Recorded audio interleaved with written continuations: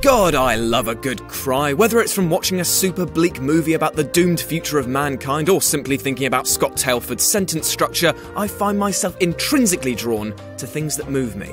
And there have been many a video game which has reduced my mountainous manliness to a shivering pool of weepy yogurt. With the rise of cinematic titles, it's never been easier to squeeze out that salty juice. Oh, from your eyes, come on, stay with me. So here today, let's take a look at the games which destroyed our emotions more than an ex-girlfriend who's sleeping with your brother who just killed your dog who just survived very expensive surgery. With this in mind, I'm Jules of WhatCulture.com and this is the 10 most heart-wrenching moments in gaming. Number 10. John Marston's death. Right, so this was clearly going to be on the list as I've talked about this bad boy biting the big one so many times before, but it's because I've spoken a lot about it that it enters so highly. That said, it cannot be denied the emotional rollercoaster the last moments of Red Dead Redemption take you on. You really do just believe that John can pull through. He's done everything possible to make amends, and we've carved out a legend of the West in his quick shooting actions. But there are simply too many, and no matter how quick you are, there's only a finite amount of bullets in your guns. So once they're spent, you've little left to do but use that slow motion time to make peace with the man upstairs. Number 9. Soap's death. Now, I know you probably don't think of any emotion other than anger when it comes to Call of Duty, but the series really has pulled some heartstrings in its time. The most notable would probably be the nuclear explosion in Modern Warfare 2, as it came out of nowhere and had you suffering to a downright horrible end. But that's not the entry for this list, as we found that Soap's death in Modern Warfare 3 held a bit more oomph. We'd played as Soap before and built him to become an indestructible badass in the events of 3, seeing him take multiple hits and scrapes but still chugging along like a train made out of pig iron and vinegar. But after a sneak attack by Makarov, Soap and Yuri tumble out of a building and both seemingly survive the fall. It's only after dragging Soap with you across a firefight and onto a table that you begin to have your doubts. It's then you realise that he's truly gone, and Price's reaction to his friend's death really hammers home how much he'll be missed. Number 8. Arkham City ending. Arkham City was an absolute blast. A free-roaming romp through a fantastically realised world full of ne'er-do-wells that let us take control of the muscle unit Batman as he sought to punch and kick people's faces to the other side of their heads. But a hero is only as good as his villain, which in this case is a decrepit and death-riddled Joker. Okay, so on paper that sounds bad because the thought of Batman beating the infirm to a pulp just really doesn't sit well. But as per usual, the Clown Prince of Cough has a few tricks up his sleeve. Throughout the game, we're seeking a cure to the infected blood Joker kindly dosed us with. And upon finding it, Batman returns to confront his arch-nemesis. A scuffle ensues and in the fracas, Joker smashes the vial which Batman was willingly going to offer him. With a final and memorable response, Joker finally succumbs to the sickness. And in all honesty, it's stunning. We've been told that this is the rivalry of the ages.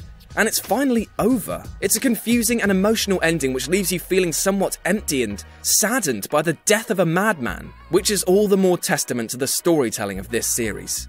Number 7. Dom's wife. Gears of War is, like Call of Duty, not something I associate with weepy emotions. It's like being punched in the face with a pack of Spam for how meaty and angry it all feels. But Gears 2 contained one moment which made us all feel a little weak in the knees. After yelling for a long time throughout the game about his missing wife, Dom finally comes across a cage which might contain said spouse. Now, a lot of us were probably thinking, okay, she's going to be as dead as the audience on one of our unboxing videos. But lo and behold, she's alive. And in pretty good nick. Oh, no, wait, she's actually beef jerky. Pretty much having just enough life to mentally torture Dom and players for the rest of theirs. But it's really touching to see a man so muscly act so delicately, and all the more saddening when she finally passes. But don't worry, because then it's back to the anger. Rah, rah, rah, blood, bang, death. Number 6. ZACK'S death. Crisis Core. What's this? Final Fantasy is on the list, but it's not some flower seller's death? Shock! Horror! Well, you see, this death, which is incredibly sad, was a passive experience. You watched her die and could do nothing about it. Whereas with ZACK'S death in Crisis Core,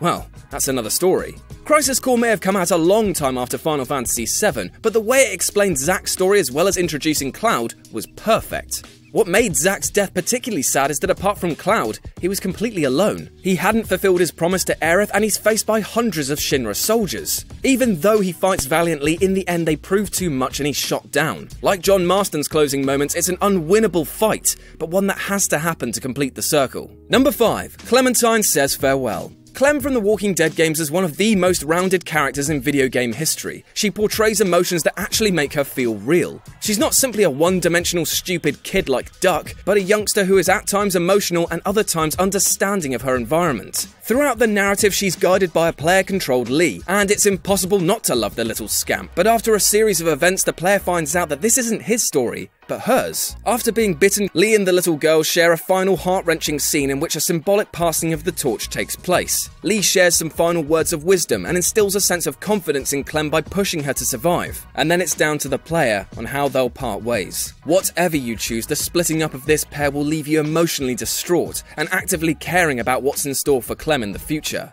And that's good storytelling. Number 4. Suicide Mission.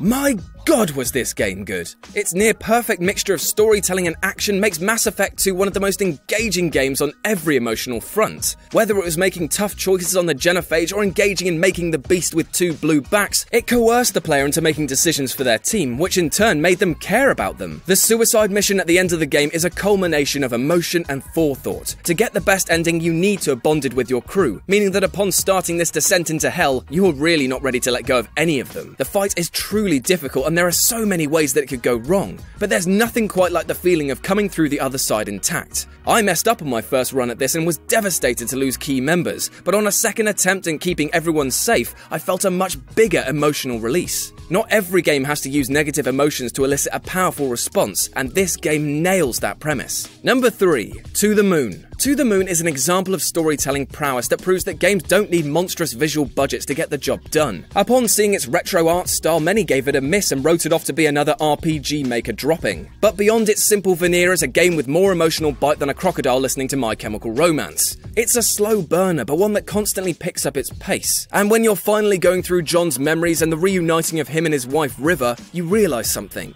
None of this is real. The events you've just witnessed are all a simulation, merely just the throes of a dying man being experimented on by scientists going through his memories. And you know what? There's a sense of peace to be found in this. No matter what bonds you make with the people in John's life, it hits you at the end that they were all just part of a simulation to give him a happy thought before he dies. Number 2. AGRO'S death. One of the many things that Shadow of the Colossus does well is that it truly makes you feel isolated. The only companion you have through this adventure is your faithful horse AGRO, and the silent bond between you two grows ever more as he helps you to fulfill your enormous quest. You may not use him in every battle against the Colossi, but he's always there for you at your beck and call. And as such, when he's taken from you, it's like a punch to the chest. As you're travelling across a bridge, it begins to collapse, and in a bid to save you, AGRO throws you to safety on the other side. As Wanda rushes to the edge, AGRO can be seen falling to the waters below you. Now, while it infers that AGRO does survive in the ending scene, it doesn't take away the gut punch of losing such a dear friend. And number 1, that dragon, cancer.